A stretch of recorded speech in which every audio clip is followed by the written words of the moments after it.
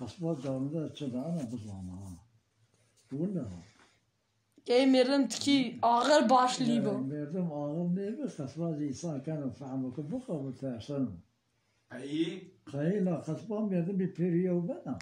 بريوني بنا تكرر رزاني قصبة مترسة ها تكرر رزاني قصبة السبكي. مترسة قيم مردم صفر قصبة جترسة ها ليه ولا ثلاثة ولا مردم صفر قصبة سكتة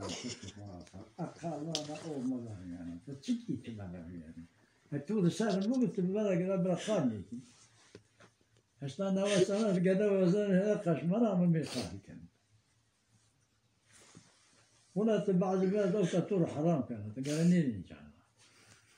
يقول ولا حي ولا قاعد شيء صار يعني كنت بشهر ما يتودس بيت بشهر بايد عشان أنا وسنا كنت كي مبين من الحرمات كان مبين إشقاري بكو تك تركيا أستاذ تكني جاي هذا في السنة من الله من عمي بيجوا هم ميقان كانوا تو خوری قارشش نمیدی سربست بیوازه بس إيش الجامعة خاطر إجازة أنا بارقة داخلية مردك مرة دجا هيدي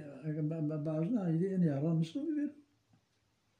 ها دوش بنو ها غريب بنو ها هيد بري ما كادش هيدي نشتو بيرو بيرو شير بري باك شينو شو توني خلي خلوه طيب أنا أمر منو ديران شو والمشو نماز القاعدين كان النماز نيكو إسلامي لا بجينو كنت كسر سلوي تقول شو لغبا عزيز بشر ولا كان ما تبغى تربية كان ميدان